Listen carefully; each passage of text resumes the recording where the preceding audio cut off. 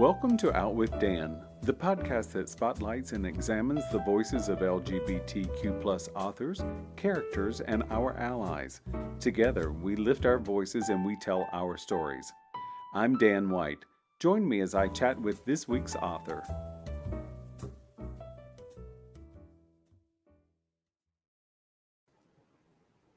Hello, and welcome back to a special Saints and Sinners edition of Out with Dan. Today, I'm honored to be talking to Jewelle Gomez, the 2020 Bram Stoker Lifetime Achievement Award recipient. Welcome, Jewelle.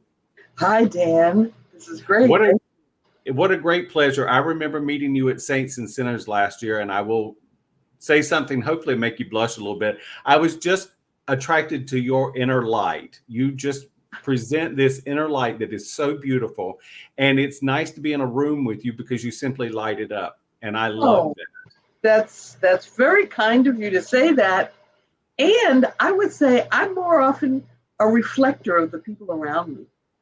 Oh, well, that's a very lovely thing to say. So yeah. I think so, give the audience an idea or a taste of what Saints and Sinners means to you. Saints and Sinners is one of the great delights of my life. I feel very grateful because as a writer, you often feel like you live a kind of a solitary life. And when I go to Saints and Sinners, I feel it's more like a convention, which is what speculative fiction writers do. We go to conventions, which means our places that we go to, we are meeting other writers, but also fans, readers. And that's one of the great things about Saints and Sinners. So you get to have conversations about the craft of writing, about different things that you want to approach, projects you might be thinking about, but you also get to talk to people who've read your work and have questions and are interested in it in a very particular kind of way. So I love that about Saints and Sinners. And then, of course, it's in New Orleans. What could be bad? I totally agree. Do you have some favorite restaurants or bars or cemeteries or haunts that you look forward to seeing again? Well, I actually do like this place. I have a couple because, of course, you could go to restaurants. I used to, when I first started going to Saints and Sinners, I would get my alarm going so I could eat 3 times a day. I would get up early enough to have breakfast and then have lunch and then have dinner. Yes. But I discovered a place called Felixs on Iberville.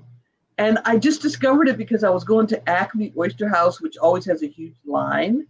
And I didn't feel like waiting. So we thought, well, let's try across the street. And I was so happy. It was so much fun. And the food was great. It is amazing. It really is. Yeah. And some of the staff have been at Felixs forever, which makes it, you feel like you've gone home to eat. Right, exactly. I love that. And when I can, often you're so involved in stuff happening at the festival, you don't get away from the quarter. But I love Snug Harbor. The music is just really wonderful, and I feel like it's a family-owned place. So when you go back there, you feel like these folks are just making the music 24/7, and you just drop in, and I love that. I do too. And I love Snug Harbor as well. I think you and I are going to have a lot of fun this time, Jewelle. We have similar ambitions. Right. And I will say, for anyone who drinks, the Bloody Marys at Felixs are off the charts delicious. Because, it's seafood, so it's right there. You get seafood on the plate and in the glass. I love it. And we're back at the Monteleone again this year, which is always such a loving hotel. I love staying there, and I love visiting there. I love the Monteleone, and it's got this kind of elegance. I keep expecting to bump into Tennessee Williams. Totally agree. Totally agree. I feel like he should be holding court in some salon there for sure. Right, right. So, Jewel, what are you currently working on? Um, well, I just had a new book of poetry come out, which I hope to read from when I'm at Saints and Sinners. And I'm working on my play. I have a new play that's going to open in San Francisco in next month in March. Lovely. And yeah, they're in rehearsal now, so I'm really excited about that. And I actually finally am going back to work on the sequel to the Gilda stories. Nice. Yeah, Oh, yeah. I'm looking forward to that. That's amazing. It is fun. I mean, the novel has been in print for more than 30 years, and every time I read from it still, because it's still used a lot on campuses, and I just got a new edition is going to be coming out. A hardcover edition is coming out from one of the large houses. So I figure I better finish this sequel before too late. Well, it's nice when a sequence of books still has legs. You know, Oh 30 my years, goodness. that's a wonderful accomplishment. And then to be able to go back and add some to it, because I suspect now, 30 years later, you have some ideas that you didn't have 30 years ago. Absolutely, absolutely. One of the things that's it was great because college professors use the book a lot because there are now speculative fiction classes on campuses, and often I have had particularly queer students will say, "I thought there would be more sex in the Gilda stories," and I guess that's because they're used to Twilight and all those. Right, right. And so I thought, okay, well, the sequel better have some sex in it. I think 30 years ago's audience is different than the audience of today. I think there are things Yeah, that audience members expect. And yeah, it is, as you say, once it goes out and other new books come in on the same type of speculative fiction, then of course the narrative changes a little bit. yeah, yeah.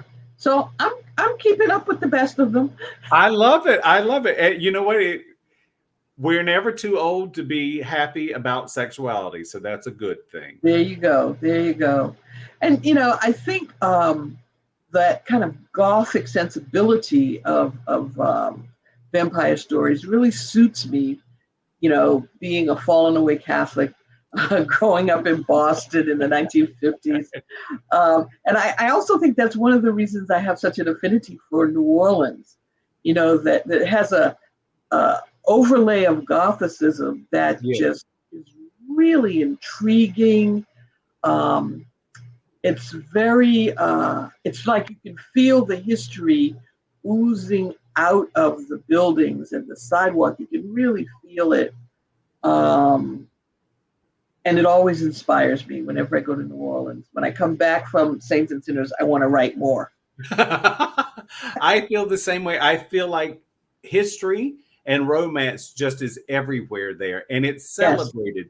I think in a lot of places, history is, sort of talked down, if Yeah. I might call it that. But I think in New Orleans, it's just the opposite. We drag that history with us everywhere we go in New Orleans, and there's so much romanticism about the city of itself. Yes. Yes. I've said to several people, I think New Orleans is the city that puts New York to sleep at night. Yeah. Yes. Yes. It has that sense of mystery, and at the same time, everything is right out there for you. You It's know. it's an inclusive city, and a city that no matter who you are, you should be able to find something that piques your interest. Exactly. Exactly.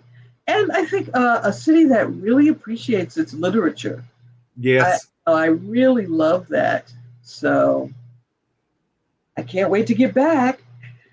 Same here. I do want to plug your play just a little bit. Where will it be in San Francisco? And I think you told me before we recorded it opens March 1st. Is that correct? March the 1st, the play is called Unpacking in Ptown. And It opens at New Conservatory Theater Center, which is in San Francisco.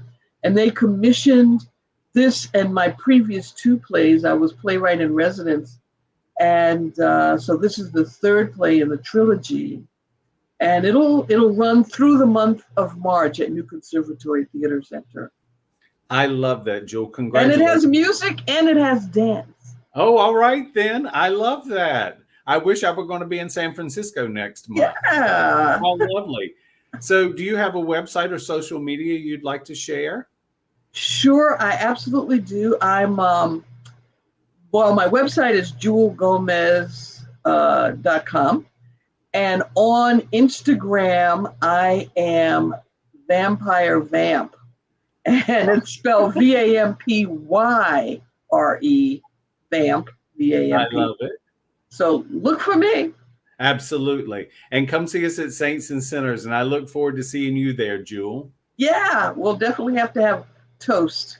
It turns out I'm right there with you. Let's do it. Okay. Thank you. Hang on for me just a second. Thanks, Dan. Thank you, Jewelle. Thank you for joining us for a very special Saints and Sinners edition of Out with Dan. The Saints and Sinners LGBTQ Plus Literary Festival is a part of the Tennessee Williams Literary Festival, and it is held each year in New Orleans. This year's festival will be March 22nd through the 24th. We would love to have you join us. For more information on Saints and Sinners, please visit sasfest.org.